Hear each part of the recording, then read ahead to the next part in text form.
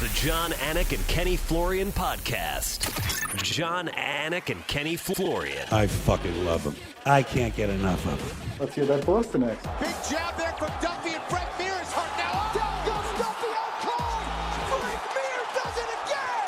Rock'em sock'em robots here. Oh my goodness. Hyperbole. There are a couple of absolutely self-involved bullshit artists. Here are your hosts, Jon Anik and Kenny Florian.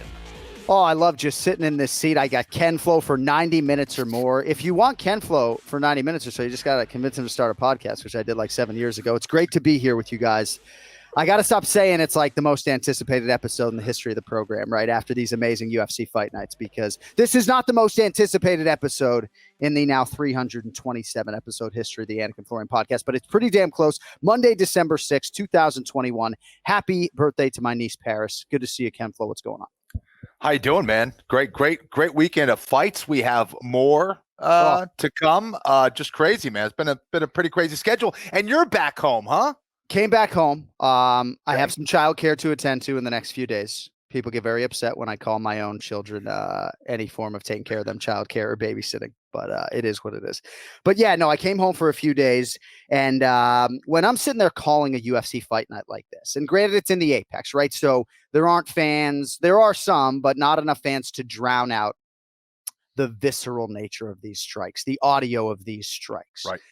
And I'm sitting here thinking, man, if people are just watching this on ESPN, maybe tuning in for the first time, this card is just sensational. And the amount of heat that was being thrown and how heavy the strikes were, generally speaking, on both sides of all these matchups. I feel like it was one of the loudest nights in UFC history, if I can put it that way. Some of these things, and obviously, yeah, the location helps, right? Because it's an intimate place. You're right there.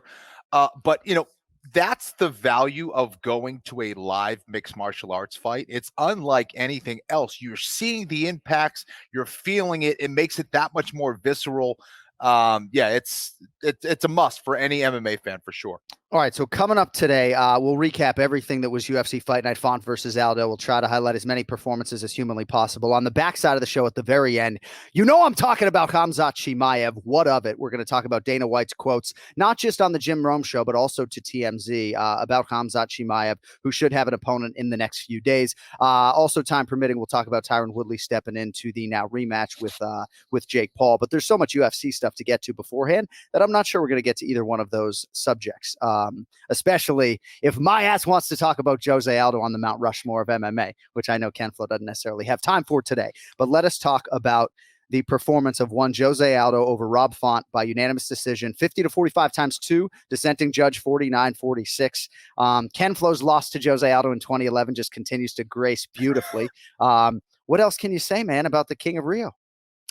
Listen, if you are not technically sound, tough as nails, and capable of going a hard 25 minutes, you're not going to beat a Jose Aldo. He's just too good. You have to get through the skill barrier. You have to get through that mental toughness barrier. You have to get through that experience barrier. You have to be at a level of conditioning that is just out of this world. There's so many layers that this guy has. And he kind of is becoming like a fine wine. He's not old by any means, but he's been around the game for so long and he's been fighting at such a high level. He is absolutely one of the best fighters to ever do it. It was great to see those leg kicks come back, but man, what else? What else you got? I don't want to get into it. I have a ton of questions. Of questions. Why do you think it took him so long to get to the leg kick? Obviously, it was Andre Pederneiras that called for it. He went to it right away, and it worked. Why do you think he waited? Geez, it's tough. Obviously, there was that leg injury that he suffered way back when, several years ago, when he had a moped accident in Rio. Some people maybe think that was the case. Maybe I think he's been training a lot of boxing, right? And no matter how effective you had a weapon, if you had a weapon, and it was working really well, and you're working on something else, it doesn't matter that you did it at a certain point. If you're no longer training it, you lose it. Yeah. Right. It's just one of those things in mixed martial arts and martial arts. It's happened to me many times with my injuries up and down. If I'm not training it consistently, I forget about it. My body, my mind, whatever it is. And I think because he's been focusing so much on that boxing, he kind of has let that go by the wayside for whatever reason. Perhaps that's one of the reasons. But my goodness, I mean, he's just so much more dangerous when those leg kicks are in play. I say this all the time. But, I used to credit my eyes as one of the better things of my game. I could see things coming. I could move. I could evade. I could time certain things. He is one of the few guys that would throw something, and I just could not see it as well as other guys. Like, he was so damn fast, John, and so effective. And his timing is so good. It doesn't matter if you know he's going to leg kick you. He's going to leg kick you because he's just that fast. It really was blindingly fast. Yeah, that's a good way to put it. And Font said for one reason or another, probably myriad reasons, he couldn't see some of those shots coming. Oftentimes I say it's the last article or video that I ingest before I go to the arena that ends up being the most useful in my commentary. And I read some comments from Pedro Munoz, who we'll talk about later today because he fights Dominic Cruz this weekend. But he talked about his fight with Jose Aldo, and that was the last fight for Jose. And he talked about the size and the strength. Jose Aldo is a former two-time UFC featherweight champion coming down. A lot of people thought if he was going to pursue a belt in another weight class, it would be at 55. So I'm thinking about that as I'm going to the arena, and obviously that was a huge factor for Rob Font, who, while not as credentialed a grappler as Jose Aldo, couldn't do anything with him on the ground over 7 or so minutes. He's a massive 135-pounder. He used to have trouble cutting down to 145 pounds. I remember it well. I remember suffering through my weight cuts, also thinking, hey, he's suffering something similar to what I was experiencing. I have to say, though. Yeah. It's such a different suffering, right? Like these bantamweight cuts are easier for him than the featherweight ones, right? Like it seems like it. It's weird. Yeah, like you're suffering. I mean, what was your body fat? I don't even want to know what your body. I think at 168 pounds, I was 9% body fat at 168. So, but anyways, yeah, he was so damn strong, John. That was the other thing. At 145 pounds, when I locked up with him, and again, I don't know if this was attributed to my weight cut or my energy levels or whatever, which were brutal, but when I felt him, when I'd lock up with him, he had this like tension and this strength and this speed that was unlike a lot of other people. And again, I'd fought as high as 185 pounds. I had sparred with guys 185 pounds, but Jose Aldo's strength, his speed, was really unlike a lot of people. Had to be top 3 strongest guys that I had fought or locked up with for sure. So imagine bringing that to 135 pounds, and Rob Font being on the thinner side of 135. That was another reason when I looked at that, I said, geez, that's going to be a tough mountain for him to climb.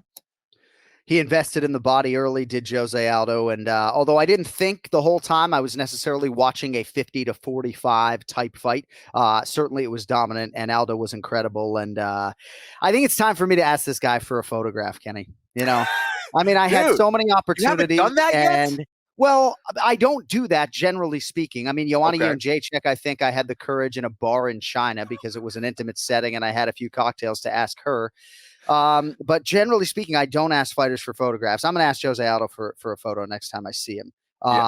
But an incredible performance, and divisionally speaking, it's huge because Aljamain Sterling is on the mend, and all indications are, and I sort of joke with Aljo in the bathroom right before the fight because he was there. I ended up seeing him in the bathroom right before that fight.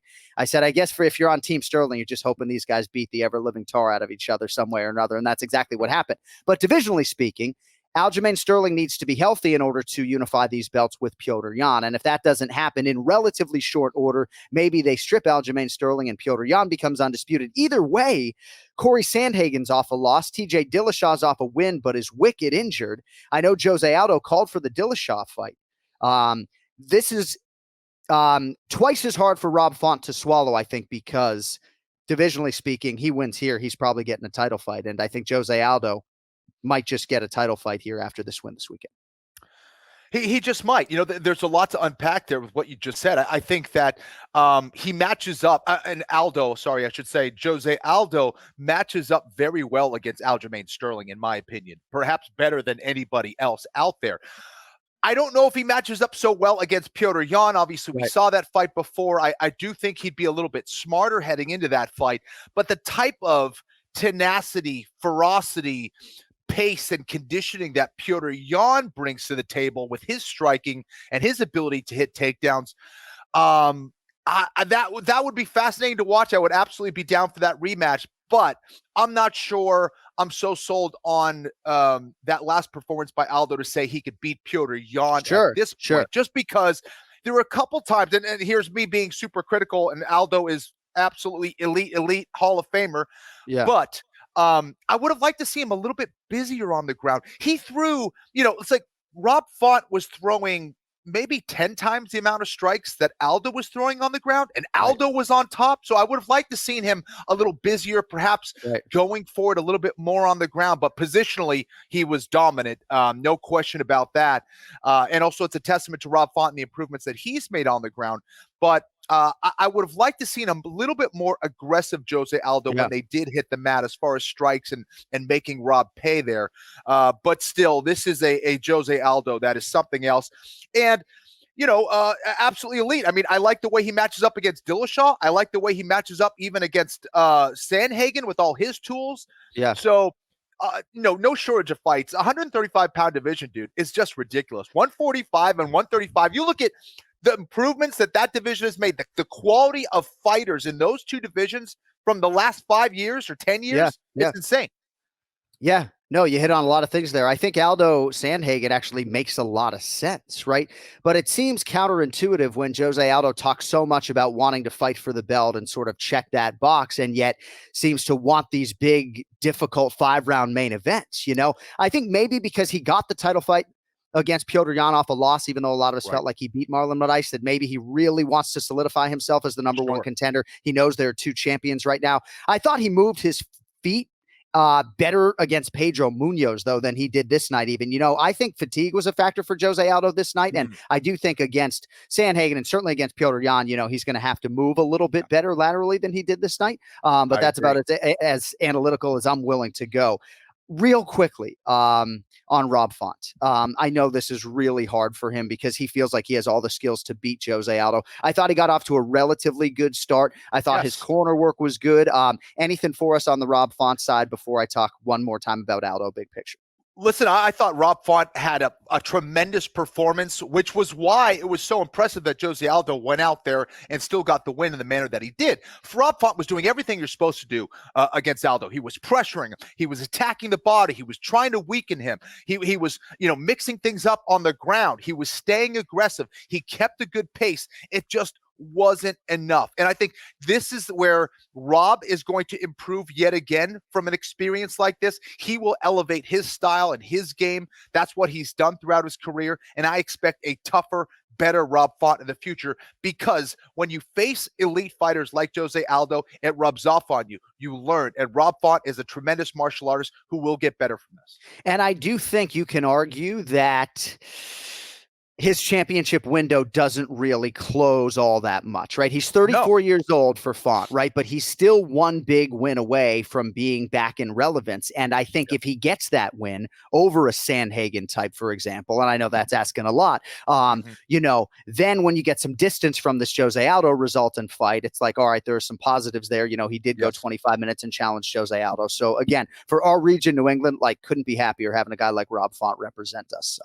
And I'm really happy for that team, and hopefully he's not too banged up health wise. A lot of reasons to go back to Brazil right now. I'm told the earliest we could get back to Brazil is May, but with Glover Teixeira obviously as UFC light heavyweight champion and Jose Aldo as relevant as ever, maybe it's Rio, maybe it's May. We shall see.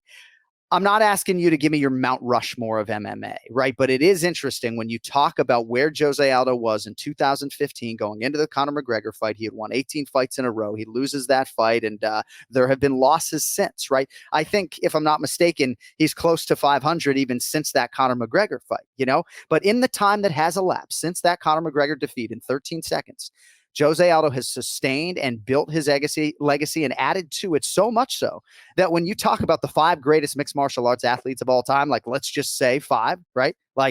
You're certainly not having the conversation without Jose Aldo. And when you look at all the big wins and all the signature wins when compared to, say, Conor McGregor's resume, it is absolutely incredible what Jose Aldo has accomplished.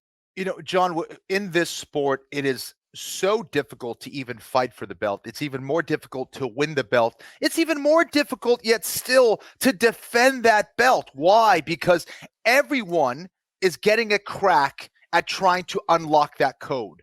And every time that happens, people have an opportunity to learn from it, adjust, right, and gather that intel and put it on their side. The fact that Jose Aldo was undefeated for so long at 145 pounds is just remarkable. And then when you look at, what is greatest of all time, you look at the fact that he's been elite in 2 different divisions. You look at the fact that there is no real weakness. I mean, like, he gives wrestlers, guys with high-level credentials, fits when they're trying to take him down. He could strike with the best wrestlers in the world. He could out jiu-jitsu you if he needs to. There's so many different layers to his game. His defensive capabilities, and how he pivots and how he blocks calf kicks and how he avoids all those different things. He really is a master. When Jose Aldo is at his best, I mean, I'm telling you, it's one of the prettiest things to see. He really is a master. I do not call many people. There are a lot of great champions, a lot of great fighters out there. There are very few masters. I believe Jose Aldo to be one of them. 7 title defenses during his first reign, which began in 2010. And one of the early ones, if not his second title defense, was against you, Ken Flo. We really have to move on, but real quick, you weren't like super beat up after those 25 minutes. What was the sorest, though? I mean, when you guys fought, what was the leg? Yeah. The leg. Like, as soon as the fight was over, I went to it was like all of a sudden, like, I felt everything. Like, I went to step. I was like, oh. Yeah. Oh, right. Yeah. Okay. Those are good leg kicks. And then I couldn't feel my leg for like 6 months. But other than that, he is just very impressive, man. And again, I think he's a way better fighter than when I fought him. He's so much more experienced, so much more confident. Next time we have Jose Aldo on the program, I'll ask him what was most sore the day after he fought Ken Flo. That fateful night, October 2011. All right. Speaking of the nuances, right, and the little subtle defensive things you talk about with Jose Aldo, go back and watch. Well, I'm not telling you this, but I would kindly suggest to our audience to go back and watch Rafael Fiziv's knockout of Brad Riddell, because this spinning wheel kick, obviously aesthetically, was a thing of beauty, but watch sort of the little nuances in the footwork and the way he sets it up, right? Like, I don't even know what I'm watching, and I can see that. I mean, pretty incredible striker. And now that he has his feet under him, so to speak, in the octagon, he's talked a lot about this cage being different than other MMA settings. I think he could be a future champion. You just never know. John, you're doing your homework. I love to hear it. These are the invisible things that people don't quite appreciate. We all see the knockout strikes and the power and the speed, right? That is clear for most people to see. But it's the adjustments. It's your body position in relation to your opponents that allow you to hit when you need to hit them. It's your balance. Something as simple as, keeping your feet underneath you. Something as simple as breathing. These are all things that you don't really see and appreciate until you go out and do it, and you're completely off balance and your timing's horrible. Fiziv has those little things. He does the invisible things, all the little fundamental things that people talk about. He does extremely well. He doesn't throw himself out of position. And my goodness, what a beautiful strike to end that fight. And I think his consistency and his confidence and his comfort level in the octagon at this stage of his career is really impressive as well. He went against a dangerous striker in Brad Riddell. But to me, it was Riddell who seemed way tighter, and he just seemed to get tighter as the fight went on. Fiziv seemed to loosen up as the fight went on. And I think that was kind of the story of the fight for me. Dean Thomas talked about that, and I know some people were dismissive of that commentary, so it's interesting to hear you align with it. And all the judges saw this fight 2-0 for Rafael Fiziv. And I do think there is something to be said for that, even though my counter to Dean in my head, even though I didn't get it out on broadcast at the time, was that I feel like I see some of that in Riddell even when he's winning fights. So I didn't want to lean too heavily into it, but it's interesting for me to hear you say that nonetheless. I feel like this was one of the most fascinating fights that I've ever called, just given the friendship, right? And I felt like Riddell was doing a lot of nuanced things, right, to try to attack the body and things, that I really can't speak to specifically. But I just thought it was a fascinating fight to call. And, I wouldn't be surprised to see these guys fight each other again.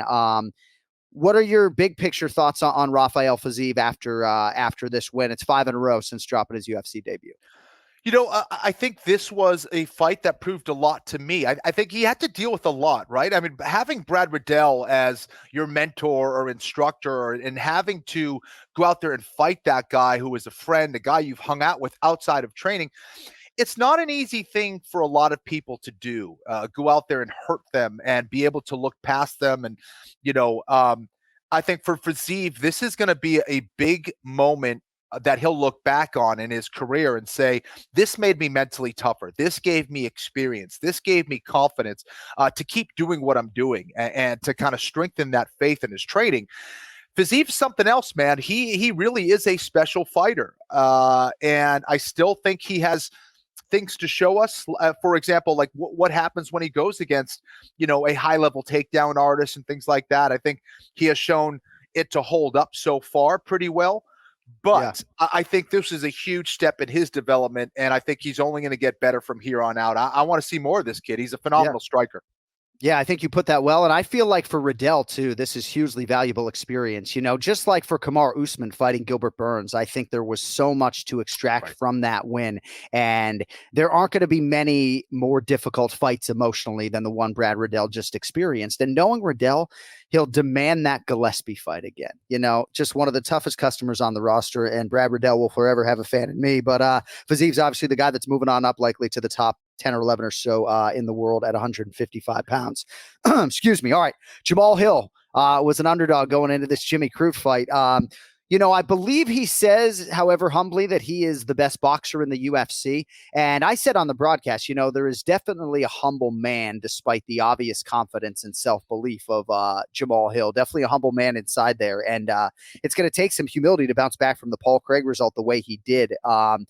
And he's got that, break your face open throwback type power, obviously technical skills, right? But we talk about Derek Lewis, breaking your face open. Didn't take very long for Jamal Hill to break a bunch of fucking bones in Jimmy Crute's face, did it, right? Some guys hit you and they break your face. Jamal Hill's one of them. If there was one word that comes to mind every time I see Jamal, especially when he's at his best, it's sweet. Like the dude is just nice with his technique. Like, okay, so let's contrast this to Riddell, who I'm not picking on Riddell. Riddell is a phenomenal striker, obviously done amazing things, but he tends to tighten up when he fights, right? It's like he bites down and he just like gets tight and just throws. But you could see that it impedes your ability to be fast and to be powerful. Whereas, Jamal Hill, he allows it, he accepts it, he's super loose, and that speed and that sharpness comes off, man. And it's just so evident. He is totally at peace with himself when he starts that fight. He's relaxed, and man, he strikes like a cobra. It's so pretty when you see him put together those combinations, and man, you're like, this guy's different. He hits different. He moves a little different. And if you're not ready for it, man, you are in big trouble. Jimmy Crute is a good fighter, dude. I thought Jimmy was going to try to take him down. I go, Jimmy, what are you doing striking with the guy? You know what I mean? He was trying to. He couldn't get there because Jamal's movement, his feints, the way he sets things up, man, he's fun to watch. And it's great to see him come back from that last fight against Paul Craig, too, where like his elbow obviously got messed up. And he's got a lot of potential, man. I'm excited to see what else he's got in store. Yeah, it's interesting listening to what you said about Jimmy Crute sometimes sort of getting in the firefight, especially early. But, despite some of the things that Crute said publicly, his intention was to very much take Jamal Hill down and try to rip his arm off. And Crute, ever the good sportsman, was like, what the fuck was that, man? I love Jimmy Crute. He's only 25 years old. I think at times in the past he has wanted to expedite things, and now this on the back end of the foot drop is going to force him to sort of reset and maybe have a little bit of a longer career, candidly, than he was hoping. I think in a perfect world, if he has these visualizations, Jimmy Crute would have liked to have been UFC champion by 28 and been out by 32, and probably going to have to be in the game a little bit longer now after this loss. But I love Jimmy Crute. I'm bullish on his future. But yeah, man, sweet dreams, sometimes doesn't take much when you're calling these knockouts, right? Sweet fucking dreams. I wish I could say Yeah. sweet fucking dreams. So all right. So Jamal Hill will move up in the rankings, and this is a big test for him to pass. And again, in a light heavyweight division that really is wide open and more wide open, I think, than some other divisions. Maybe Jamal Hill finds himself in a UFC main event type situation. Maybe an Anthony Smith fight just off the top of my head makes some sense. But he called out, I think he mentioned the name Johnny Walker and also Paulo Costa, which as a main event, if Costa's moving up, makes all the sense in the world. I love that. Yeah. All right. I'm really trying to not shortchange this entire fight card. And by the way, Cody did write in our chat room, Jamal Hill likes to fight. And that's a good way to put it. Like, likes to fight. And I would imagine he'd be a guy that with 30,000 people screaming his name would even be better. So very exciting to think about the future for the dude watched his arm. The dude watched his arm dislocate, and he was still like, let's go. I gotta keep on fighting here. Yeah. Grand Rapids, Michigan. That's your guy. All right, Clay Guida. So hopefully this will dovetail nicely into the Ray Longo minute today. And Cody, you can just pop that motherfucker on right when he gets in here. Clay Guida over Leonardo Santos by rear naked choke. And, sometimes we make too much of an MMA submission of a 7-time world champion Brazilian Jiu-Jitsu black belt because Anthony Fluffy Hernandez has some great chokes. But when he submits Adolfo Vieira, it's the byproduct of a mixed martial arts fight that has played out before that submission. So it's incredible for Clay that this was not a knockout or a decision, and he can always lay claim to having submitted Leo Santos. And that's the way I called it. And that's all well and good. But this is a submission due to cardio abandonment, right? I mean, not due to a rear naked choke. Let's be honest. No, there's a lot to get to. I shouldn't have put it that way, I guess. But what are your thoughts on Guida's unbelievable rally to beat Leo Santos? John, you are on point today, my friend. Always on point. But today, my goodness. Yes, I couldn't agree more. The submission happened when Leo Santos wasn't able to finish Clay Guida in round 1. That's when it happened. It was him mentally shutting down and going, what the hell do I need to do to beat this caveman? I don't think I got it. I don't think I got it in me to try to do that again in round 2. I don't think I have it in me to do that again in round 3. I think I spent it all in round 1, and I got this madman in front of me who keeps moving very unorthodox fashion, who's trying to hit me, who's trying to hurt me, who's taking this fight to me, and I'm tired. My lungs are burning out. That's when he lost, and that's when he got submitted, and that's what Clay Guida has in his arsenal. It's that heart. It's that thing you don't see. That's the most powerful and toughest thing about him. Is he the most skillful fighter in the world? No, but he's not going to quit, and he's not going to go away. You're going to have to take him out on a stretcher. That's it. That's the only way Clay Guida goes away. And it's amazing that he's still doing it and fighting with that amount of heart and tenacity at 40 years old. Clay Guida is a damn stud, man. Like, everyone's got a certain amount of fight in him. Clay Guida, I mean, just to see what he's done and the way that he's fought since his very first fight, like when he was fighting at Strikeforce and when he first got in the UFC, he's still fighting in that same manner. Yeah. To have that amount of fight is just unbelievable. Clay Guida is a damn legend, dude. Unbelievable. This was his 32nd UFC appearance, his 55th professional MMA fight overall. He turns 40 on Wednesday. Happy birthday, Clay. I'm going to go on his boat, Gills and Thrills, with my kids down here in Florida at some point. But it is remarkable. And if you were to say to me over under 39 and a half career appearances in the UFC for Clay Guida, I would take the over right now. I actually think he will have 8 more fights in the UFC, right? Built to last was a line that sort of stuck with me that he said with us in our fighter meeting. As far as the stoppage is concerned, you sort of led the dance here with some Leonardo Santos inner monologue as if to say like, hey, Keith, man, what's it going to take, man? All right, so Keith Peterson is a friend of mine, and he's a friend of mine before he is any sort of colleague. I mean, we don't work together, but we share shuttles, Had that nice shuttle with the judges and referees again. I kind of stoked the fire this time. I turned around, I was like, why do the commentators have to get on a shuttle with the judges and referees? And one of the judges sort of deadpan right back at me. He's like, yeah, why do the judges have to be on a shuttle with the commentators, But that was our reality. So here's the thing, right? Like, Keith Peterson has a defense for why he stopped the Henry Cejudo Dominic Cruz fight. And I hate to inject Krause into this, Ken Flo, but Longo did it, right? He texted me that Dominic Cruz has got to be like, what is going on here? Because as I said on the call, in this instance, Keith Peterson gave Clay Guida every benefit of every doubt to stay in this fight. Keith has a technical explanation as to why he stopped the fight between Krause and Cejudo. I think a lot of it has to do with Cruz's arms being extended, maybe not intelligently defending, whatever it is, right? But I have said that I do think a referee's style can evolve, and certainly you want to learn from situations, especially ones that maybe are controversial, that splits the public. And it wasn't just Krause and Peterson that were split on that. It was the public. You know, a lot of people felt like it was a fine stoppage. A lot of people felt like Krause, especially in a title fight, deserved better.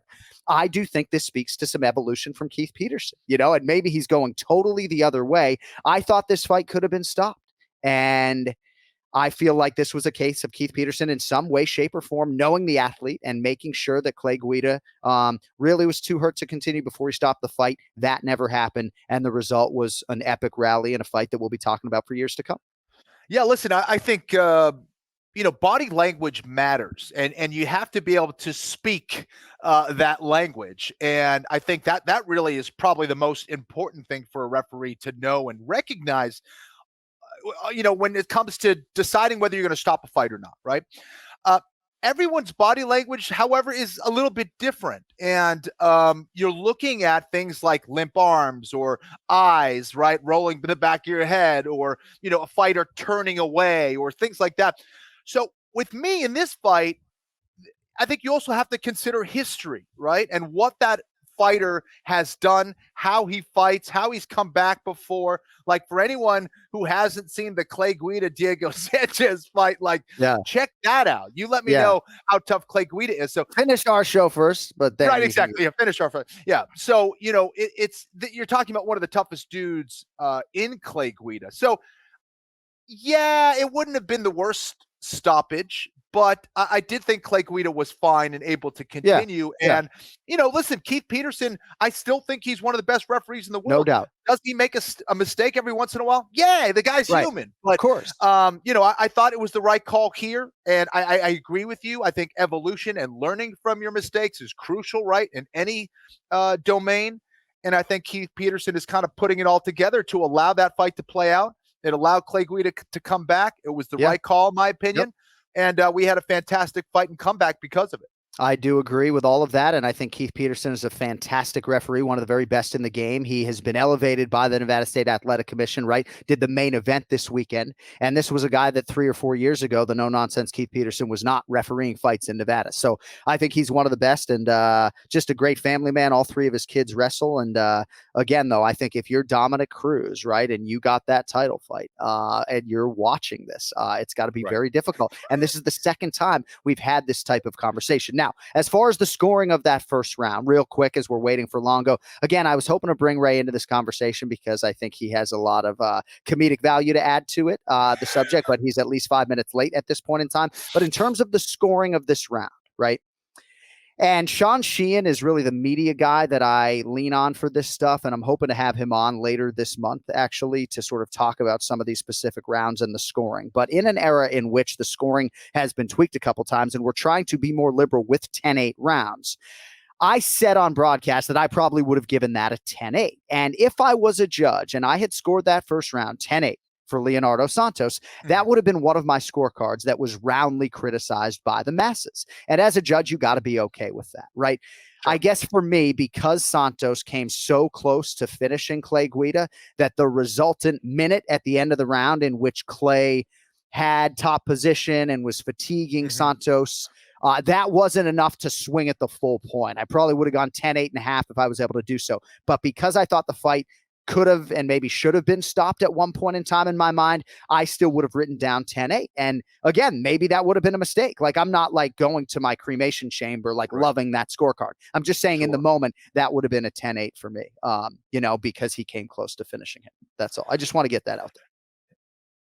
Yeah, no, I think that's valid. I think, Clay did kind of save that by coming right back in. And I think at that last minute of that round, I think, again, that was the deciding factor in the fight in a lot of ways, not necessarily for the round. You have an argument for 10-8, but I think that's what in Leo Santos' head, he's like, man, that was my opportunity. It's gone.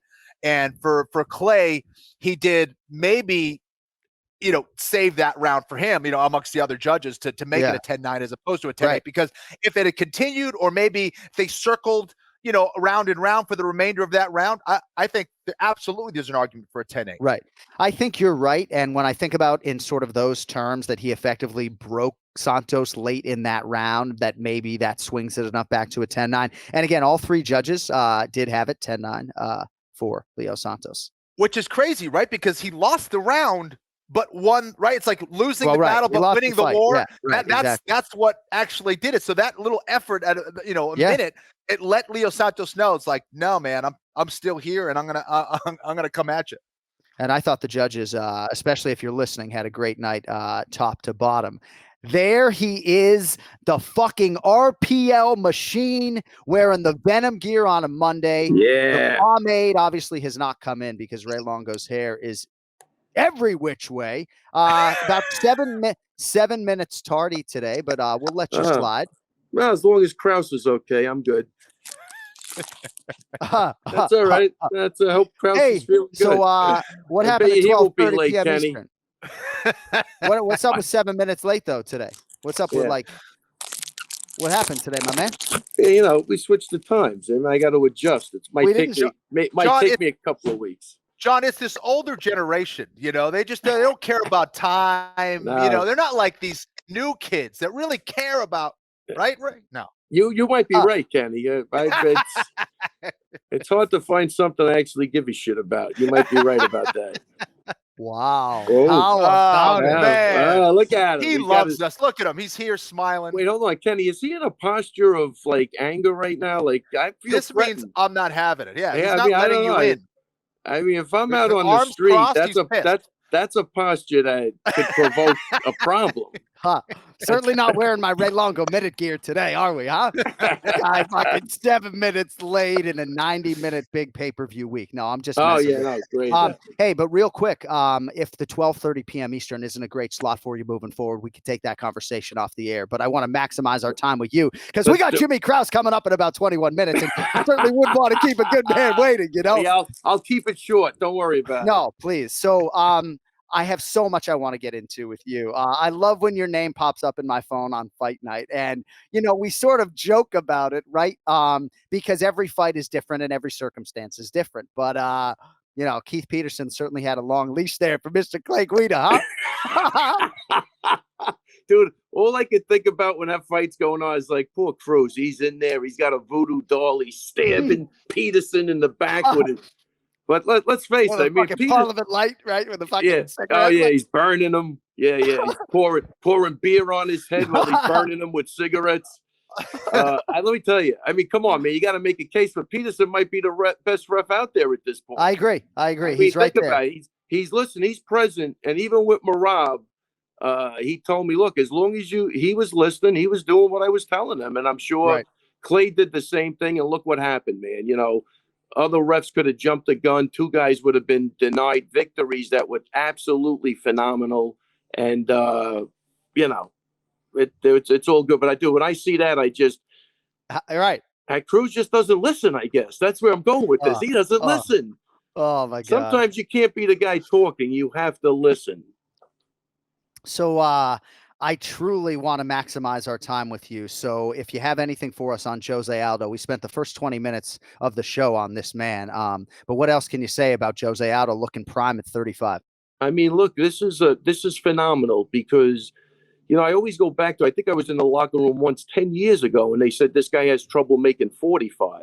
Now he comes down to 35 at a later point in his career where that should be really hard. Look, never quit, never give up, believe in yourself, find the right people, develop another passion, a renewed passion. I mean, this guy is, what he's doing is pretty phenomenal for a variety of reasons. Right. And, man, he looked good. And Rob Font, look, we knew he had a chance of winning that fight. He came out, he had a great first round. He got caught at the end. But, Jose's shots had just more pop to him. And look, that's where experience really plays off, and I always talk about this before, and I'm not sure Rob Font wasn't totally, enamored with Jose Aldo. You had to know he had to look up to him. There's a difference when a guy like that, you might think about it, right, Kenny? But then you get in the ring and you go, what if this guy still has it? Then he starts leg kicking him on the advice of his corner, which was, I think, a total game changer. I think that was a huge game changer, something as simple as that. But, the Jose Aldo we love just burying people's legs kind of resurfaced a little bit. He got the couple of calf kicks off, and again, experience being with the same guy. I think him and Pederneiras. Pederneiras. I mean, phenomenal. It's a great story all the way around. I mean, I really hope he gets what he wants, which is a championship, which I don't think is going to be easy. But just the fact that he called out Dillashaw, his head's in the right spot. Yeah, he's just a veteran that. It just seems like he's a great person too. He's just, everything he does is right,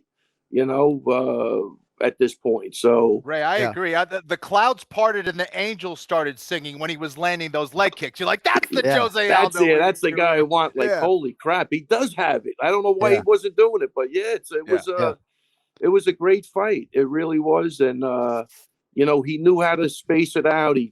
Not that he stalled on the ground, but again, veteran moves all the way around. He knew how to take time off that he needed while still controlling him, and then getting back up. He had it. Still had a lot of pop left. Yeah, just great. I don't know what else to say unless you have something specific. But a beautiful performance. That was perfect. By a great guy who I think is going to go out of this sport loved by more people than when he was the champion.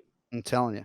My eyes told me this was his toughest bantamweight cut when I sort of saw the after effects on Friday, and I do think he was fatigued in this fight. So again, as he continues to make this cut, I think it does bear watching. But again, if you're generally speaking eating cheeseburgers as a featherweight whenever you want, which was the case for Jose Aldo, and then you make wholesale lifestyle changes, he's not that surprised that he has had an easier time with some of these training camps and cuts to 35 than he did for 45 because of those changes. Like when Kemflo was making 55, like he was eating clean, Like this isn't Kemflo fucking Ultimate Fighter season 1 circa 2005 in the middleweight division. Circa 2005.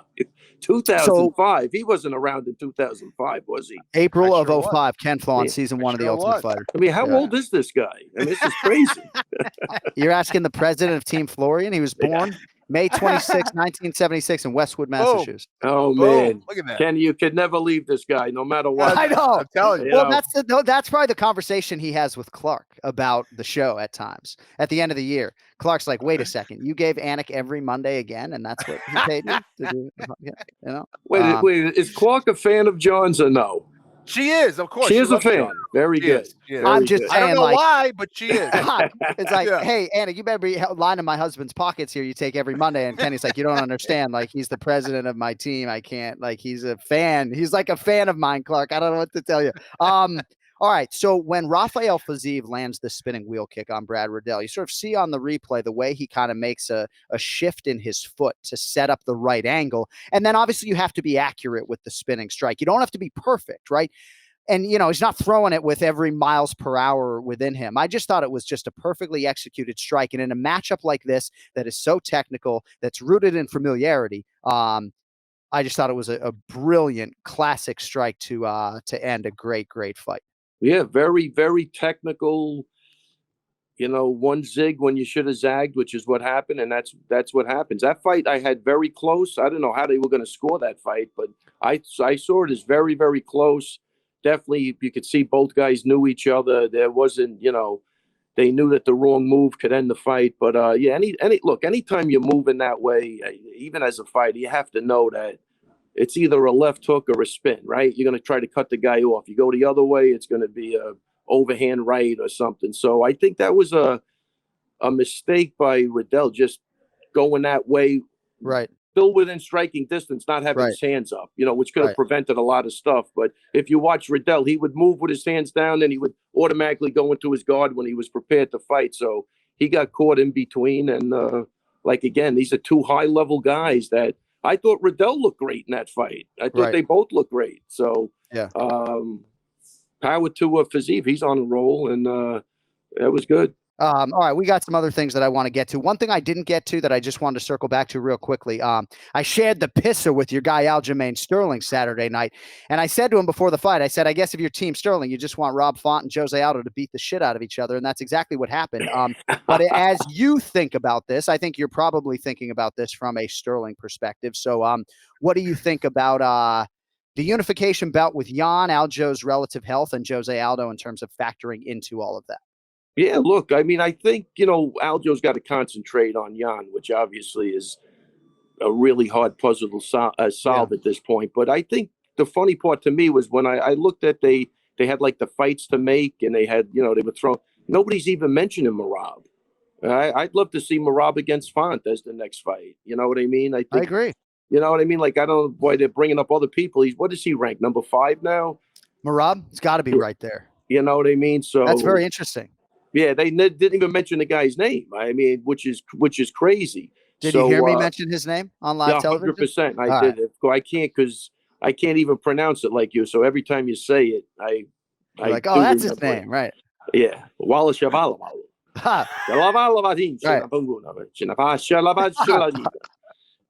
But anyway, but yeah, so Aljo's got to worry about one thing, and that's Peter Yan, and that's right. Of course, we're not getting past that. I don't think it matters what anybody does until he gets past that fight. Yeah. So I just thought, going the other way, like Marab needs a fight. I think those make for great fights, man. I think so, 5-rounder. Give him a 5-rounder because he's not going to stop. And I know those Marab training camps on the other side are always fun, right? Rooted in takedown defense and getting out of bad positions. And we've talked a lot on this podcast about how you prepare for somebody like Marab. Do you put yourself in the bad spot perpetually in training camp, or do you say, you know what, we're not going to win this fight if we let him get on our lead leg, so let's just not let him get there? I think that's a very interesting conversation. Yeah, no matter who you're training, John, you should be trained in bad positions, right, Kenny? I mean, that should just be, one of the basic things, like was explained to me even with jiu-jitsu is that, all you work at the beginning, and I'm going back, but, just the mount escape the mount. You never want to be there, right? That's not where you want to be. Right. That's why they get you the hell out of there as quick as possible. You don't want to settle in while the guy's mounted on. You got to keep booking, man. So same thing. Those bad positions have to be, I don't care who you're fighting, because you never know when they're going to occur, and you better be used to them. Cody, if you could text James Krause and back him up 5 minutes due to Longo's tardiness, we would really appreciate that, because I want to get to a couple of these other performances. Well, why else would I be backing him up, man? I could handle that off the air, but you were 7 minutes late, so I want to buy another 5 minutes out of you. I really appreciate that. So Chris Curtis and this whole MMA, everybody's so sensitive. Commentators, coaches, fighters, everybody's so sensitive. Let me tell you some beautiful team. I'll take Bisbing and DC any day. Let them jaw at each other. Yeah. All right. Chris Curtis, the action man, over Brendan Allen. Chris Curtis is 6-0 in 2021. This fight has a lot of different storylines, and Chris Curtis won the first round on all 3 judges' scorecards and is supremely well coached, and he executes well, and he's an underrated fighter and all of that. But Brendan Allen, to me, I'll lead with Ray, and I want to get Kenny's thoughts on this as well. Like, I feel like sometimes he approaches MMA like it's basketball, and that eventually he'll just be able to come back and win the game if things don't go super well. And in MMA, like, you can't fuck around, And I'm not saying he beats Chris Curtis 9 times out of 10. Maybe if they fight again, Chris Curtis is favored. I'm not trying to take anything away from Chris Curtis, but I hear the other fighters talk about Brendan Allen as this 5-tool player, and I think he's that. But, like, you can't just fuck around in this sport and get hit, or you're going to pay the ultimate price. And to me, I don't know what Henry Hooft has to say, but, like, you got to raise the guard, man. You got to be more disciplined, because these are setbacks that eventually are going to really get you off your championship trajectory, and you're never going to be able to get back up. Yeah. Well, first, I'm not even going to address the fight, but let's address the mindset. Like, something's off, right? Like, something technically looks like he's got the physique, he's got the technique, but you don't really. Sometimes, like, you're watching a guy on TV and you don't know him. Only the people inside that training room know him, right? So I'm saying something could possibly be off, like, more mentally than physically. And you're right; those losses will start to affect your head, and you got to deal with all the people then busting your balls afterwards. Right. You should have did this. You should have did that. Look, it's torture for these guys. But I'd have to really get to know the guy and see what's going on. But I don't know. I agree, John. Listen, I think that, fundamentally he was just keeping his head right in that center line, wasn't moving his head, kept dipping his head straight back, offering up a target, and got hit. And it's like, listen, man, if you're not learning from the first 5 times, then, it's going to happen. The knockout's going to be there no matter how good your chin is. And Curtis is a hungry fighter who hits hard as hell. And once he started finding his mark, similar to the Phil Hawes fight, he was going to go right back there until there was a change. And Brendan Allen was not adapting. And I don't know if it's a stubbornness thing. I don't know if it was some kind of other mental thing or just a big time fundamental flaw or a combination of all those things. But something needed to change because, how many shots can you take? Even if you're getting the win, how many shots do you want to take? If it's not necessary to take those shots, don't do it. I think that at the end of this, at the end of the day here, he didn't have to do that to win that fight. Like he could have, won from the outside and been more technical, slipped his head to the outside and won that fight, but he just didn't take that. It's almost like he's like, all right, we're just going to make it a war. And, not everybody can go out there and win every single war like that. And I'm not suggesting that he would have been able to take Chris Curtis down if he was rooted in that game plan and that strategy throughout to submit him. But to me, like on paper, that's a grappling fight for Brendan Allen. Like you make that a grappling fight. Yeah. 100%. I mean, look, the other thing too, Kenny, is they're all guys that they develop a way of fighting with their head up, right? Some guys get away with that. He looks a little stiff for that. Normally, you got to be more elusive and a lot of head movement. And so he doesn't look like that guy. So he might just be caught in between what he thinks he should be doing, what he really should be doing. But, I don't know. But I think that with everything, John, you got to really know the person because sometimes they look totally different. Then you talk to a guy and you go, holy shit, he's out of his, he's out of his fucking mind. Like, how's this guy even fighting? So I don't know. And I think it was Jack Slack who put it. Chris Curtis is one of the best stories and things going on in MMA right now. A guy who had $10 in his bank account and now has back-to-back wins over highly touted prospects. Phil Hawes and Brendan Allen are like number 16, number 17 in the world, Ken. And he wants in this weekend. I love it. Right. I mean, like he's like, anyone who wants to drop out, I'm in. Like I love the guys. Nick Sick and Strickland obviously in his corner, and Strickland doing a great job in terms of some of the communication, especially. But attacking the body, right? And man, he didn't miss in terms of setting up the fight-ending shot. Hey, talking about attacking the body, did you see my guy Justin Montalvo this week? He's on my list. Is he on the list? Well, his dad, Cody, alerted us to the fact that his father is an AnikFlorianPodcast listener. Hey, well, listen, Ernie, shout out to Ernie Montalvo. Listen, it's great to see a bond between a father and son like these two guys have. Ernie's there's nothing this guy wouldn't do for his kids. Nothing. Like he's just a great guy, and just shout out to Ernie. Definitely helped me out a lot this weekend, and just a great guy. And Justin, I thought, first time in a bigger promotion, he did absolutely phenomenal. Maybe fell in love with the body shots a little too much, but that's what he loves, man. And he's good. He's really, really good. Beautiful takedown defense. I thought it was a perfect fight, and he got 3 rounds in of letting his hands go against a very tough kid who he couldn't get rid of. You know what I mean? So, Ray, congrats, man. That's awesome. Yeah. No, good times for the Ray Longo fight team. There's no doubt about it, including the president of your fan club, Cody Merrow, our producer. Wait. Let me clear this up. It's the Sarah Longo fight team. Stop with the Ray Longo fight team. Why are you doing that to that guy? Sarah Longo. It's my lawyers. It's not John. It's my lawyers. Cody, man, this has nothing to do with I'm not trying to get sued. Longo. Yeah, holy crap. Dude, come on, John. Team Sarah Longo. It's no shade to Sarah. Let me just say, Matt's done a great job with this guy's jiu-jitsu. He's very hard to submit. Yeah. What, like, then why? How come all of your athletes are buying this gear? Okay, so you can blame Cody. The Ray Longo fight team gear has nothing to do with me.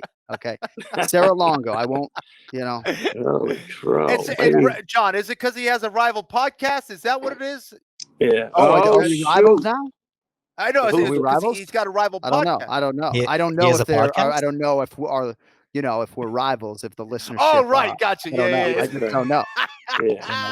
Oh, man. Matt Sarah's going to have a word with you, Johnny. He didn't even say hi to me in New York. He just wanted to be upset about the Ray Longo fight team gear, which There's no roots or any direct. There's nothing. You could look at my cell phone. The origination had nothing to do with me. This guy can't even say hi to me in New York. He's coming up saying, "What are you wearing this?" Hey, aren't you guys blunt buddies? I mean, you got there's no loyalty. There's no loyalty with blunt buddies. I'm telling you, there's a different loyalty there. We'll have to. I hope we can bury the hatchet. I thought it was a little off-putting the way I was approached in New York City. When again, this had everything to do with Cody and nothing to do with me. But no, we're all happy for the team's success. And thank you. Yeah. All right. So I'm trying to think if there's anything else on this fight. Oh yeah. All right. Dude, William Knight is a specimen. I can't even call his fight. But is there any way he's not on something? Can that possibly be? He's clean. Unbelievable. Yeah, he's clean. Unbelievable. A guy, he's jacked beyond jacked. He's a weight room warrior. He's a hell of a light heavyweight. And even though maybe I thought this fight was Alonzo Menifield's and maybe I would have scored it that way, all three judges had it for William Knight. Power to him. Rep at East Hartford, Connecticut. But I'm just saying, like, I found myself, if you go back, like, I didn't call the fight. I'm stopping and staring as a play-by-play announcer. We stopped calling the fight because I can't take my eyes off William Knight. The dude's just a fucking gangster, man. Nah. He's making the best of his time in the UFC. I can tell you that. And he's got heart too. You know what I mean? Like he doesn't to cut weight. He had some adversity. He did good. Yeah, 100%. Kenny, I don't know if you have anything for us on that. That third round, obviously, Alonzo Menifield had some control in the clinch, but then William Knight had the bigger moments largely on the feet. I think that's what that was the difference. Yeah, that was the difference. Yeah. And I think as we all try to, that was the difference. Every time he did something, it was like, holy crap, he's just flinging them all over the place. But yeah, I thought Menifield did do a good job, and I'd have to go back and look. I don't even know how I would have scored that fight, but I actually thought Menifield was going to get the nod. If you are going to classify what Zoe was doing, Kenny, as octagon control, then I think you give the round to William Knight because octagon control is not even a secondary consideration. It's tertiary, which means that you don't go to it unless it's a tiebreaker situation. Maybe that's probably the way we put it on broadcast, that octagon control is kind of like a tiebreaker if you can't produce a winner. Right. All right, Raymond, you got anything else for us? Hey, go ahead. I mean, a real shout out to Clay Guida. I mean, like, come on, man. The guy's going to turn 40. Yeah. This guy's been around forever, still energy off the charts. I mean, great seeing his parents. I got to meet them one time. Just soul to the earth people. They're just great people. This is a great story. Clay Guida. I think that's the story. The guy's 40. He's not stopping. I don't know. It's just I was so happy for the guy winning because, I mean, choking out an 8-time Brazilian Jiu-Jitsu champion. That's crazy. Yeah. Unbelievable. All right. Dustin Poirier, Charles Oliveira, UFC lightweight championship this weekend. Do you have a prediction for our listeners? I'm going with Dustin Poirier. Okay. All right. It's amazing. I will find people who are picking Charles before the end of the week. Wow. Nobody's picking Charles? Well, I think it's closer to a pick 'em. We'll see what Ken Flo and James Krause and Joe Osborne have to say later today. I thought it would be closer to a pick 'em. Dustin is in the -170 range or so, and it seems like most people that I talk to, fighters, coaches, are picking Dustin. So we'll see. I mean, look, Dustin has fought some unbelievable competition. He's on a roll. Oliveira has broken and go back to the Felder fight. I think it's going to be similar to that, where he just gets broken down by a big, strong guy. And that's the way I'm seeing it. All right, my man. Great to see you. Oh, it's all love. You guys don't even know what you did for my Monday morning. No idea. Yeah. Fucking ruined it completely. No, I'm only kidding. Great times. John, what's going on with you? Nothing, man. It's all good things. It's all good things, I'll take it up with Maddie. That posturing where you fold your arms like, hey, motherfucker. Yeah. What'd you say? Right. You looking at me? You looking at me? Say, I've given my haters a lot of ammunition today, right? They just want to punch this supposed not tough guy like right in the teeth. Come get some then. That's right. He doesn't know what you got backing up. Ken Flo's even probably going to turn on me by the end of the show. Hey, we got to go. We love you, though. Hey, all right, take it easy, guys. We'll see you next Monday. Right. Take care. The Ray Longo Minute every week here on the Anik and Florian podcast. And as you just heard, the long-awaited battle between Charles Oliveira and Dustin Poirier is on and popping this Saturday at UFC 269. One guarantee for you. is that fists will fly, and that's great because new DraftKings Sportsbook customers can bet just $1 and win $100 in free bets if either fighter lands a singular punch. That's all it takes. One jab, cross, hook, uppercut, haymaker, or hammer fist. The lightweight title bout scheduled for 5 rounds. Can you imagine if this fight ended with like a Charles Oliveira flying armbar without a punch being landed on either side? There's no way. So you bet just $1 on this no-brainer and win $100 in free bets. DraftKings, safe, secure, and reliable. Of that, I can assure you. And best of all, you can deposit and withdraw 24/7, 365 whenever you want. So download the DraftKings Sportsbook app to your phone or device right now. Use promo code ANIK. Throw just $1 down on the UFC 269 main event and win $100 in free bets if Oliveira or Poirier land a punch. That's code ANIK, A-N-I-K, this Saturday at DraftKings Sportsbook, the official sports betting partner of UFC. Must be 21 or older. New customers only. Restrictions apply. See DraftKings.com/sportsbook for details. Gambling problem? Call 1-800-GAMBLER. All right, 8 picks to make for UFC 269. Let us get to the main event challenge. It's the main event challenge. Anik. The time is most definitely now. Florian. I finish fights. I'm gonna do everything possible to win. The main event challenge. The Jon Anik and Kenny Florian podcast. All right, I'm back by popular demand. I feel less handsome every time this guy enters the room. At the James Krause on social media, UFC veteran and my 2020 Coach of the Year, James Krause. What's good, man? How was your weekend? Well, it depends on from what perspective you're looking at. From a betting perspective, not very good. Yeah. Not very good. Are you no, we're good. You wheels up to Vegas with Derek Minner in a few days or what? You got it. On Wednesday, I'll be there. That's a fun one. That's a really interesting one, man. Like, I'll tell you what, coaching against a guy like Ryan Hall, like, everything that I teach, you have to like unwind with a guy like Ryan Hall, because I'm very big on like half guard and throwing one hook in on the back. But like with a guy like a good leg locker like Ryan Hall, you can't do any single leg isolation at all, ever. Right. So like it's been interesting. It's been really fun for me to coach against, no takedowns. And I shouldn't say no takedowns, but like selective takedowns on how you're doing that, but like 0 single leg isolation, which is completely against everything that I teach in grappling for MMA. Wow, that's fascinating. I'm glad that you got that out there to our listenership. Too bad Ken Flo's not going to be in the Ryan Hall corner. You guys would be coaching against each other, but fascinating matchup nonetheless. And I believe your guy Derek Minner is the favorite right now. Is that true? Do you know the better leg? He's the dog? He's plus 200, I think. Is he really? Oh, wow. Very interesting. That is not a lean. I just I had that flip-flopped, I think. All right, last week Ken Flo led the way 2-3 on his picks. Krause goes 1-4. Both of Ken Flo's hits were underdogs, though. Jose Man, I was Aldo 10 seconds away, bro. Get out of here. I was 10 seconds away from over on that. Well, I know. That's Ken crazy. Flo 2-3, but his underdogs were winners, Jose Aldo and Clay Guida. So if you did trail Ken Flo $100 on all of his plays, you were in the black plus $15, even with a sub 500 record. Just wanted to point that out. 8 picks today, guys. So we'll try to be somewhat. Go ahead, John. I like that. Like, I would be curious to see. So for 2022, adding up both James and I's picks, all that stuff, assuming everything, and seeing what the cumulative effort is at the end of the year, like monetarily, would be really interesting. I don't think we've ever done it before, but I like the way you're doing it now. Does that make sense? No, and I think we're trying to figure out a scoring system for next year. Yeah. The tricky thing is that's got to be the way, right? Yeah, I think so. That's got to be the way. The tricky thing is that, so if you guys pick Brendan Allen and he's minus 320, right? So if you're putting $100 on Brendan Allen, you're only winning $33. You know what I mean? So it just has to, I just have to figure out how I want to handle the math, because both of you guys picked Brendan Allen, I believe. That's minus $320 if you're trying to win $100, right? So I just have to navigate the math, but I do think that's the way to go. All right. First fight for us, this is a prelim at heavyweight. Largely, we're picking it because it's a pick'em, and it piques my interest. Minus 110 on both sides right now on DraftKings Sportsbook. Tai Tuivasa and Augusto Sakai. So, Tuivasa, James, would have been easy for him to kind of pack it in with 3 straight losses, but he did some work, particularly when it comes to the wrestling. Now he's won 3 in a row. Your thoughts on him here against Sakai? Gosh, dang, man.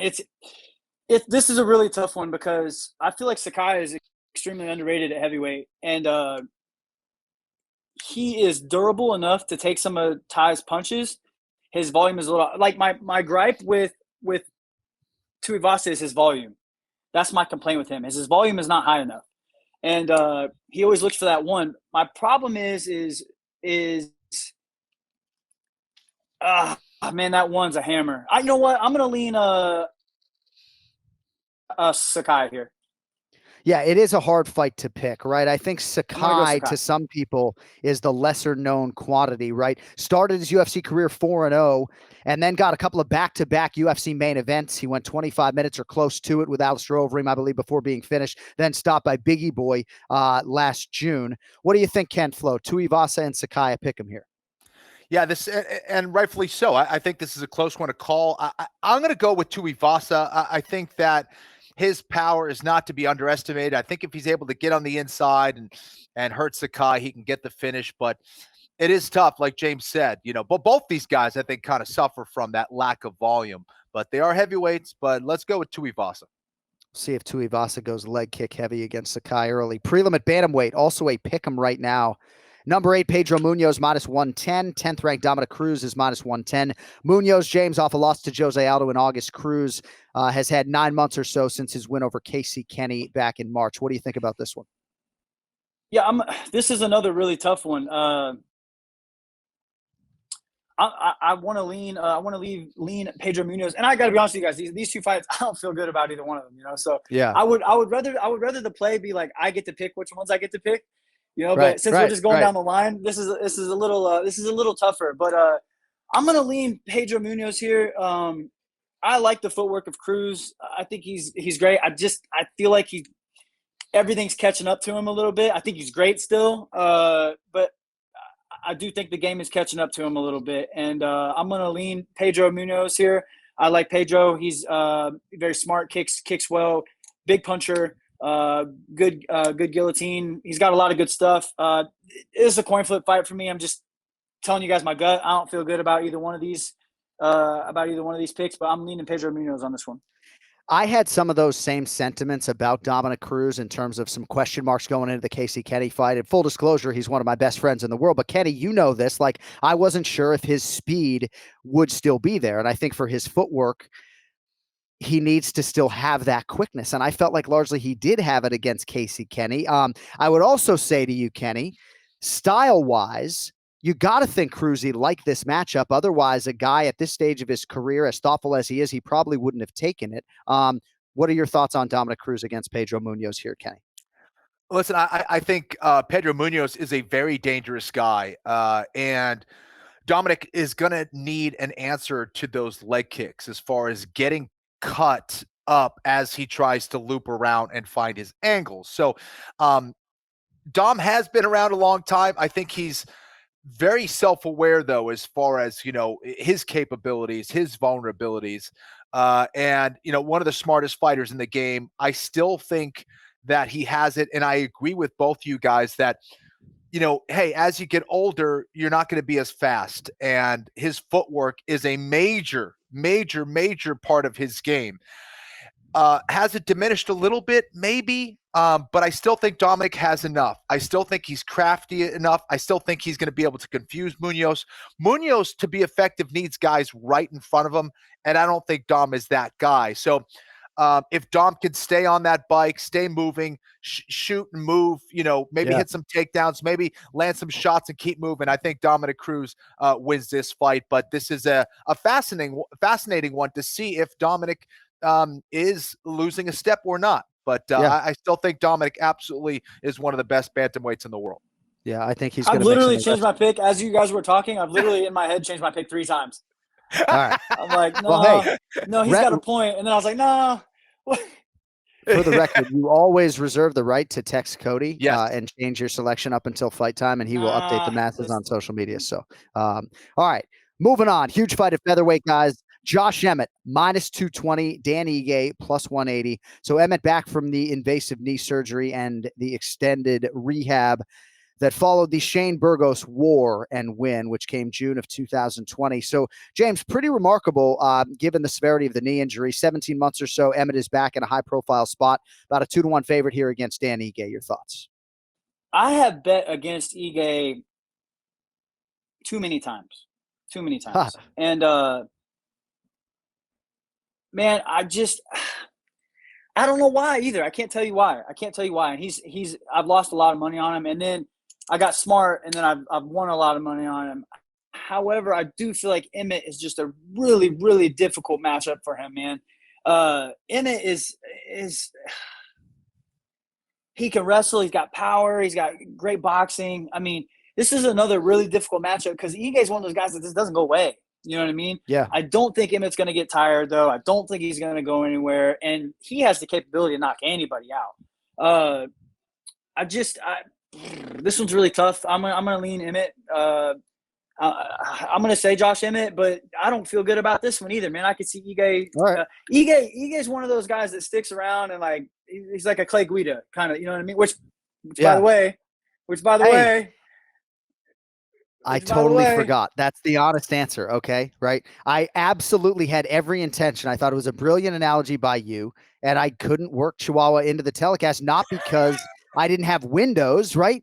But yeah, I think maybe because the fight got so crazy. I don't know. It didn't even cross my goddamn. I know. It didn't cross my mind. I can't believe it didn't cross my mind. Like I would have had to have probably written Chihuahua down on my fighter card to make sure. It wasn't a good enough comeback for you, John, for you to use that analogy. Okay. All right. Next time, bro. Those Chihuahuas can really take fucking kicks right to the liver, though. I tell you. Ken Flo, we got to move. We got fucking 6 fights to go. Ken Flo, no. Real quick, a little background for you on Josh Emmett, right? Because he's won 3 in a row. He's 16-2 overall. He's 36 years old, number 7 in the world. I could see him getting fast-tracked to a title fight. I know Holloway and Volkanovski, and if you look at the top 5, there are other guys. But I could see him getting fast-tracked to a title fight because he's underappreciated. His power is next level. And if he wins 4 in a row and gets a finish here, he'd have the winning streak that I think would be worthy. Do you think he can get past Dan Ige?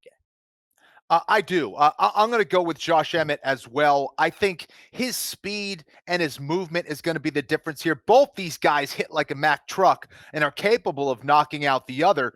But I do think Josh Emmett's speed and his variety of weapons, I think, is a little bit better. He's a little bit better of an athlete. I'm going with Emmett here. Ige coming off a unanimous decision loss in a 5-round main event to the Korean Zombie on June 19th. And that brings us to the main card. Sean O'Malley, -320. Raulian Paiva, +250. So Paiva's got the red corner because he was actually the only ranked guy in this matchup at some point. But he wasn't ranked when I checked this morning. When he fought Kyler Phillips was number 14 in the world. Paiva took his ranking. Now he's no longer ranked. Nonetheless, despite being the underdog, Paiva gets the red corner against Sean O'Malley, who James is not ranked, but I do believe O'Malley to be one of the top 15 bantamweights in the world. How do you handicap this matchup for the Sugar Show against Raulian Paiva? Yeah, this is a tough one. I'm going to take O'Malley, but, man, I would definitely sprinkle in Paiva or Paiva. I would sprinkle Paiva by finish. Just I don't see this fight going the distance. I really don't. Paiva's tough, man, but I do feel like stylistically O'Malley's a sharpshooter, man. I do think he's going to find him. But I like the under. I don't know what the over-under is, but I like does not go the distance in this fight. And if you want to get a little gangster, put someone on Paiva as well to not go the distance. Ken Flo, Sean O'Malley, 14-1 overall, 6-1 in the UFC. Last win, of course, against the durable Chris Mutino. We mentioned Paiva over Kyler Phillips. What do you think about this one here as Paiva goes for the biggest win of his career? This is interesting, man. Paiva is very tough, very skilled.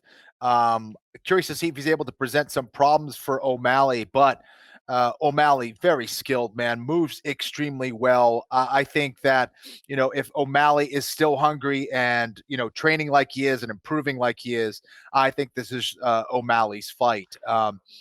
Can he win by finish? I don't know, but I do like O'Malley here. I think both of these guys are underrated. The one thing I can guarantee to our audience based upon my interactions with Sean O'Malley, like you don't have to worry about the commitment. Like he wants to be great. He's a willing grappler. I'm excited to see his future, but obviously a big test for him and Raulian Paiva. All right. At flyweight, Cody Garbrandt making his UFC flyweight debut. He's -170 against Kai Kara-France, who is +150. First fight for both guys, obviously, is the scale, but particularly so for Cody Garbrandt on Friday. I'd imagine most people would at least want to see him on the scale before venturing a wager. Perhaps not. He's certainly a disciplined athlete, not a huge frame, James. What do you think about Garbrandt's flyweight debut? I'm going to take Garbrandt here, but man, I just in this day and age, you just don't see a lot of people, especially that 35 to 25 jump. That seems to be like a kryptonite for some reason. You know, we've talked about that before, I think, and I haven't seen a lot of guys do that and look good. I am going to take Garbrandt here, though. I am going to take Garbrandt here. I feel like he's got his hand speed is incredible, the fastest in the division probably. I'm gonna lean Garbrandt. I don't think this fight goes the distance either. Ken Flo, if I was going to cut from 35 to 25, I'd probably use EPO. I think that would probably be the best way to do it. Is that legal? What do you think legal? here? I don't think an so. approved substance? I don't think so. Cara France knocked out Rogerio Bontorin at UFC at 259 in March. What do you think, Ken Flo? You going with Garbrandt or the hyphen Kai Cara France? Jeez, man.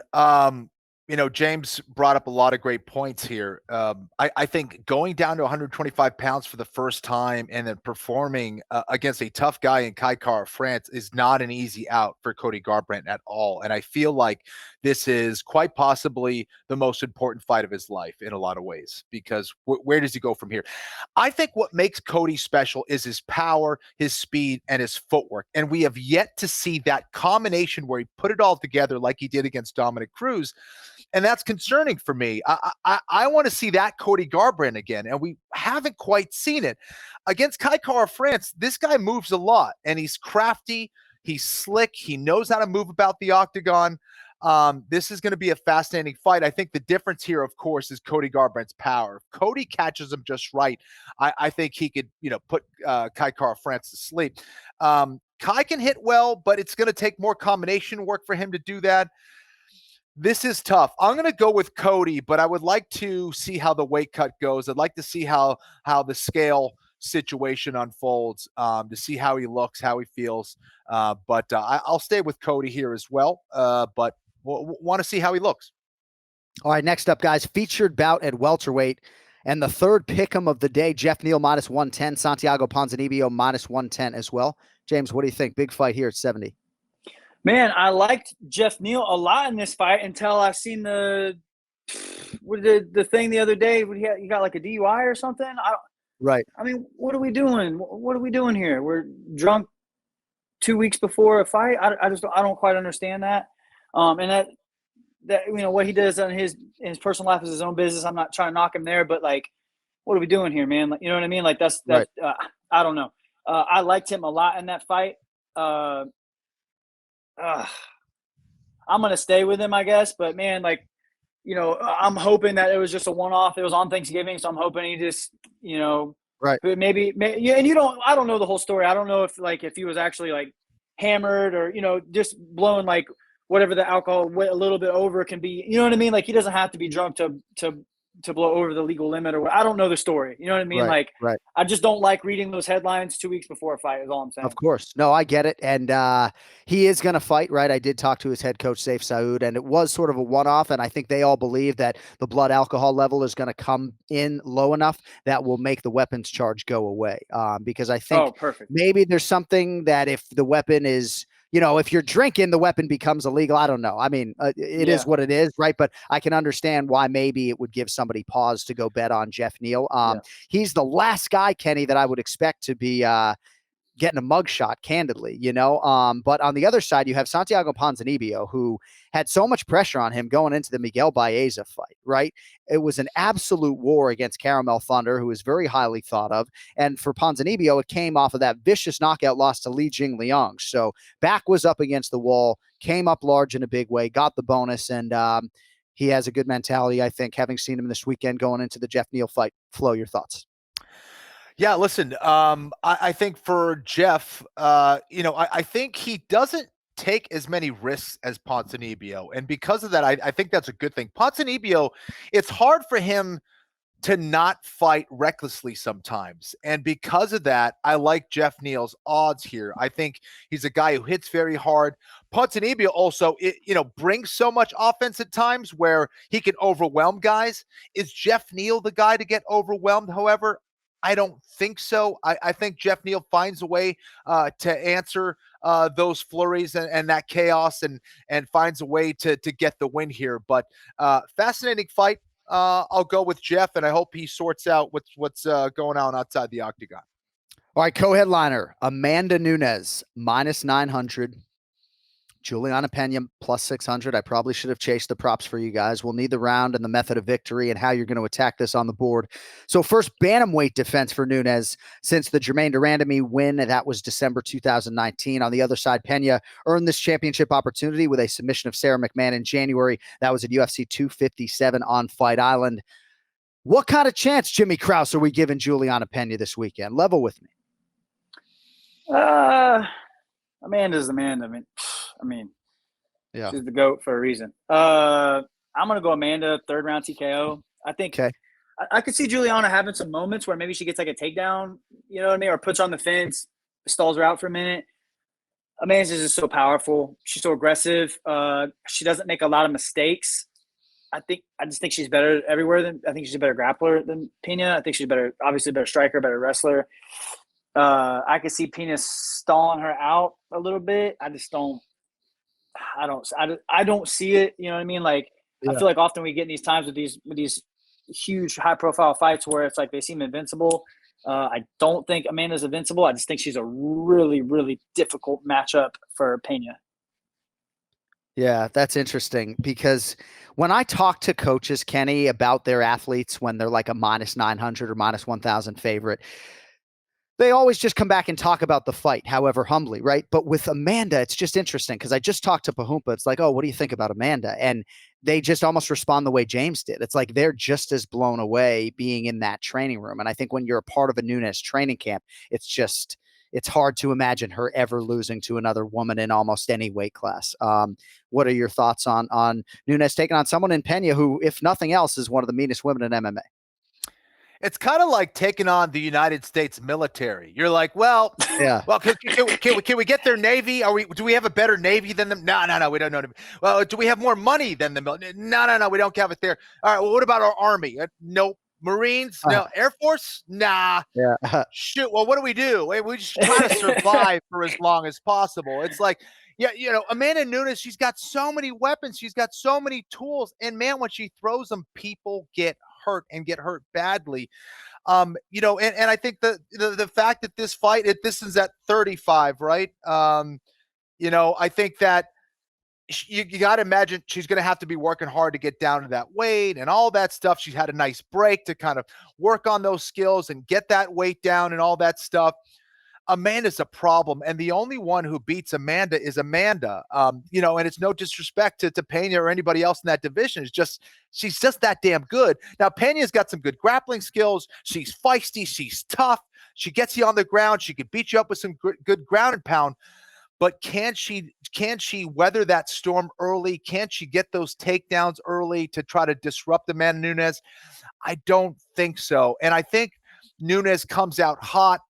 Hurts Pena early and gets the win in the first round. I'll go with first round TKO here by Nunes. And wouldn't that be something? All right. Main event for the undisputed UFC lightweight championship. Deep breaths, folks. Dustin Poirier -165. Charles Oliveira +145. Don't think you guys need any setup for me really on this one. It's the first undisputed title defense for Oliveira. Poirier trying to complete his mission on the other side, become the undisputed UFC champion, and likely end 2021 as the fighter of the year. Who wins the main event, James Krause, and ultimately how do they get it done? Guys, especially in this sport, there is great value in just not going away. And I think Dustin Poirier has made a career off of not going away. And I think Oliveira is incredible, extremely dangerous. And his striking has improved drastically. His grappling is phenomenal, maybe the best in the division. If this fight hits the ground, Poirier's got some big problems. However, if you are 19 and a half minutes into this fight, you have a cut over your eye, you're tired, your eyes half swollen shut, there's not many people on the planet Earth that I would want next to me other than Dustin Poirier. This dude is the definition of a winner. He finds ways to win fights. And I don't even know. I think the way I look at this is Oliveira's for sure a better striker. Or I'm sorry, for sure a better grappler. He's probably just as good of a wrestler, if not better. Their striking's technically pretty close. Danger factor goes to Oliveira. But I'm telling you, man, there is value in just not going away. And Poirier's a guy that I want on my side if the times are getting tough and there's blood everywhere. We're tired. I've seen Oliveira go away in the past, and I've seen Poirier be in spots to where it would be okay to go away and nobody would say otherwise. And he chooses not to. Every time. No hesitation. Right. None. Zero. Matter of fact, if this is going away, he goes here. Right? Like, yes, I'm going to it. And, I can't bet against a guy like that. He's a winner, man. He finds ways to win. I think he's going to find a way to win on Saturday. So right now on DraftKings Sportsbook, over 1.5 rounds, -175, under 1.5 is +145. How do you see this fight ending, James, if you had to pick? TKO, over 1.5. All right. Ken Flo, main event, man. James laid it out for you. How do you see it going down? He laid it out beautifully. I think that Oliveira has a tremendous amount of skill. You look at his improvements over the years, it's been amazing to watch and just to see him become champion at 155 pounds. But I think James nailed it. I think that, Dustin Poirier is a guy that has kind of proven over the last few fights to be somewhat unkillable. Can he get submitted? Do I see that going down that way? Yeah, that could definitely happen. But at this stage of the game, I don't think that's going to happen. I think Dustin Poirier is too tough. And if we've seen Oliveira with a weakness, now we haven't seen that in a little while, but it's the fact that he tends to fade if the fight gets crazy, if it gets chaotic, if it becomes down to whose heart is bigger, you can get Oliveira out of there. And if Dustin Poirier does that, like he's done with Conor, like he's done in previous fights, even against guys who have shown that, like Justin Gaethje and Alvarez and Hooker. Hooker. I mean, it's like, if you have durability, if you prove yourself to be unkillable, well, that's a superpower. And Dustin Poirier has shown that as of late. It eventually goes away over time, but I don't think that's wearing on Dustin Poirier just yet. I still think he's hungry. This is one of the biggest opportunities again in his life. It's a tremendous matchup for him. I think he knows that this is very achievable.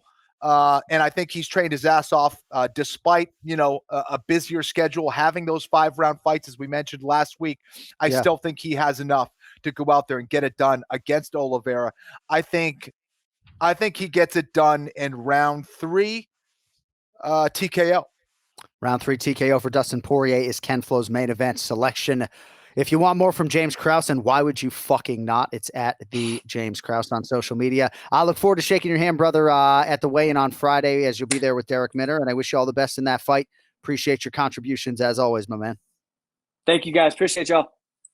There he is, James Krause, with us for the main event challenge every week here on the Anik and Florian podcast. Our final order of business is the Pick to Click. It's presented by OddsShark.com, the most reliable source for sports betting information. With the latest odds, insight, and analysis on everything UFC, I would strongly encourage you to check out OddsShark.com/UFC to get all you need to know before placing your bets on UFC 269 this weekend. I mentioned that OddsShark Fight Center, great resource for fans. I know the media uses it as well. All the matchup information presented in a nice, logical way. OddsShark also giving you a compilation of all the odds from various sports books as well, so you can compare prices. And they're experts, not only insightful like our kid Joey Osborne, but they're invested in mixed martial arts. They have been capping MMA for a long time. So please check it out in advance of UFC 269. Every click supports the Anik and Florian podcast. OddsShark.com/UFC. Don't forget the second S. All right, let us get to the Pick to Click. Time now for the Pick to Click. The Pick to Click. All I have to do is bet on the winner, and I'll never lose. The Jon Anik and Kenny Florian podcast. Hey, me on social media at JTFOZ and on Instagram. I guess I should say the Twitter's JTFOZ. The Instagram is Paper Chaser Joe. And I've been known to click on his videos more than once for their comedic value. It's good to see you, man. What's going on? Guys, I'm so basking in the glow of correctly picking Jose Aldo as an underdog there over the weekend. And a lot of people were against me on that one, but I see Aldo as a guy who's just chronically undervalued. And I think it has to do with when Aldo loses, he tends to lose pretty bad. Like he tends to get beat up and people judge him too harshly on that. But I was just looking at his odds last week against some of these guys. You know, he closed as an underdog versus Jeremy Stevens. Like, just chronically undervalued this guy. So I was very, very happy with that result on Saturday. That's interesting that he closes a dog against Jeremy Stevens. I'm trying to think about what Stevens did leading up to that fight. And we all remember the body shot that crippled Stevens. But yeah, man, like when people were reaching out to me, you know, I know the New England cartel pretty intimately. And I'm just looking at Jose Aldo plus 130. Obviously, Ken Flo was on that side. Good on you. So, all right, as I understand it, you have 3 different ways you're going for the fight card this weekend. Let's begin where we just sort of came off of, the Dustin Poirier, Charles Oliveira main event. So Dustin in most spots right now is in the minus 165, minus 170 range. I probably talked to a dozen fighters / coaches, and all 12 of them are picking Dustin Poirier. I think this fight is a little closer than minus 165, but obviously my brethren do not agree. So how do you handicap the main event, and will you have a play? Yeah, so this thing has the potential to be an absolute firefight, right? Like a real fast-paced fight with a lot of action. And when you have a fight like this, I'm going to take the guy who's clearly more durable and the guy who clearly deals better with adversity. So you know where I'm going with this. I'm taking Dustin Poirier and siding with the 12 people you spoke to in this one, right? So we've seen it so many times in Poirier's career where he's lost exchanges, he's lost rounds, he's gotten beaten up in fights, but has come back to win those fights. I don't think we have too many examples of that for Charles Oliveira, who got bailed out in his most recent fight versus Michael Chandler. We discussed this last time I was on here, right? So, and we've also looked at the body of work for each of these guys. Poirier has faced a much, much, much higher level of competition. It is not even close. Like, you can't really knock Charles's win streak. If you put a win streak together at this level of the sport, that's very impressive. But those names do not come close to the list that Poirier has fought over his last 8 fights, where he is 7-1 with 6 finishes in those fights. You know, finished McGregor twice, Dr. Stoppage, sure, Dan Hooker, Max Holloway, Eddie Alvarez, Justin Gaethje, Anthony Pettis finishes in 6 of those 7 fights. So I like him to win. I have no problem just betting them straight up at the number. I think it's around minus 165, but take them to win inside the distance, plus 100, even money. Pretty good value on that. Yeah, I don't think it's going 5 rounds for sure. I do maybe lean towards over a round and a half or so, but I wouldn't be surprised at all to see us get a finish inside the distance. All right, and you have a couple other plays. Are you going to attack this Amanda Nunes co-main or not? Yeah, what is she? Minus 700, minus better stop that price there, Joel. Yeah. So as I often say, I don't come on the podcast and give out picks for massive favorites like this. There's no value in that. There's not a lot of people interested in making those type of bets, right? Minus 900 on climbing. I'm seeing Cody just put in the chat there. Wow. So yeah, when Amanda Nunes eventually does lose, I think it's either going to be as a result of father time or perhaps an elite wrestler who's able to hold her down for 25 minutes. I don't think that person's on the UFC roster right now. So I'm going to take her to win, but we got to go into the prop markets here.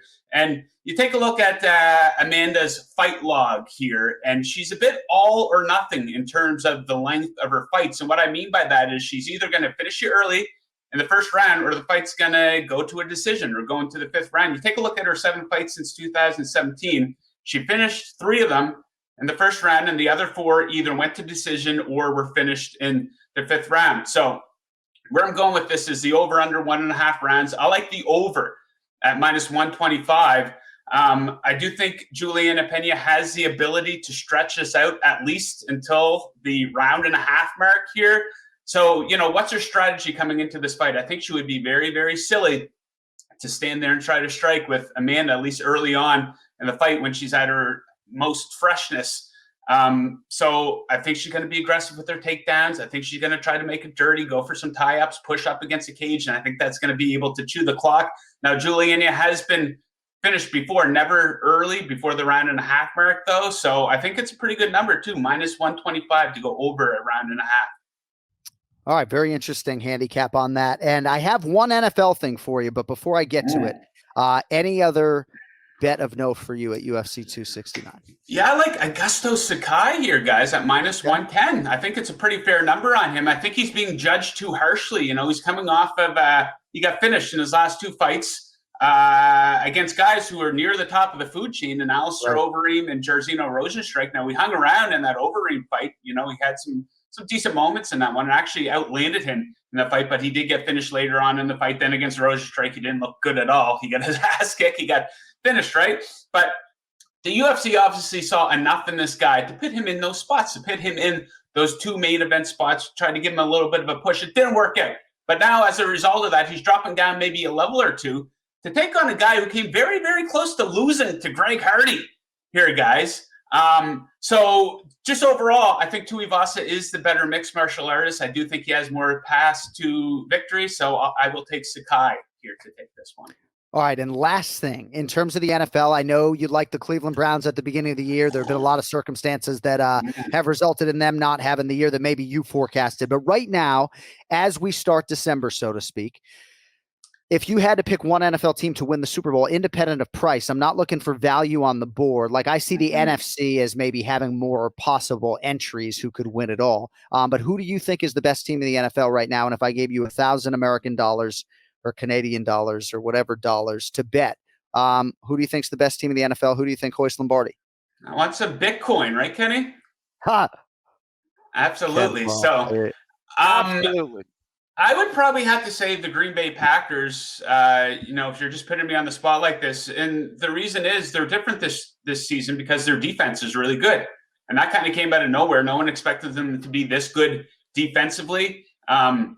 If they are able to lock up that number 1 seed, it would be hard to envision seeing them lose 2 NFC championship games in back-to-back seasons at home. Right. It is a hard place to go in and win. It is a true home field advantage where weather often comes into play playing there in January. So I would go with Green Bay. You know, Aaron Rodgers, his last dance in Green Bay before he goes on to another team. So, yeah, I would go with Green Bay just because we know what they can do offensively, and the defense is pretty damn good this season. I like that. How about the Boston College Eagle, A.J. Dillon, chewing things up on the ground? Yeah, good team. All right. At JTFOZ on Twitter. On Instagram, he is at Paper Chaser Joe. It's good to see you, my friend.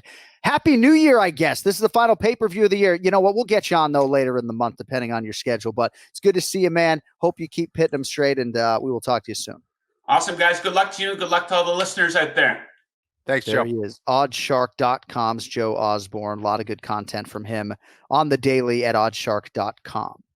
All right, before we get on out of here, I just want to share some quotes on Khamzat Chimaev from Dana White. So he was on the Jim Rome show, and we do wish the UFC president a return to health here soon.